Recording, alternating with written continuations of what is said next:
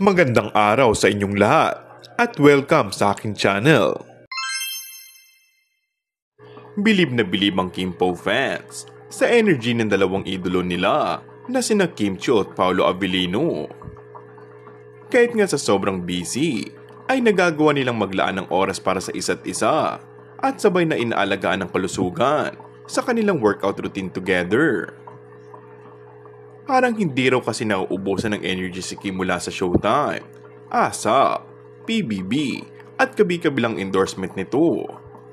Maging ang aktor na si Paolo ay busy rin sa endorsement at bagong pelikula at maging negosyo nito ay talaga naglaan ng oras para sa aktres.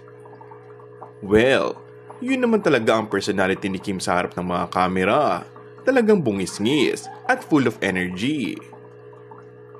Pero iba ang nakikitang glow ngayon sa kanyang mga mata. Obvious na lalong naging blooming si Kim at talatang happy ang puso niya.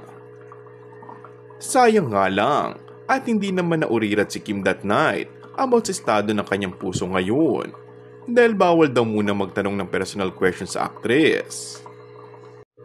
Pero pinasaya rin naman ni Kim ang kanilang mga tagahangang Kim Pao fans sa pag-amin niyang masaya siya na magkasama na sila ngayon ni Paolo sa iisang bahay. Oops, teka lang, not as live-in partners po. Ibig sabihin ni Kim ay masaya siya dahil sa bagong proyekto na magkasamang muli sila ni Paolo sa iisang bahay.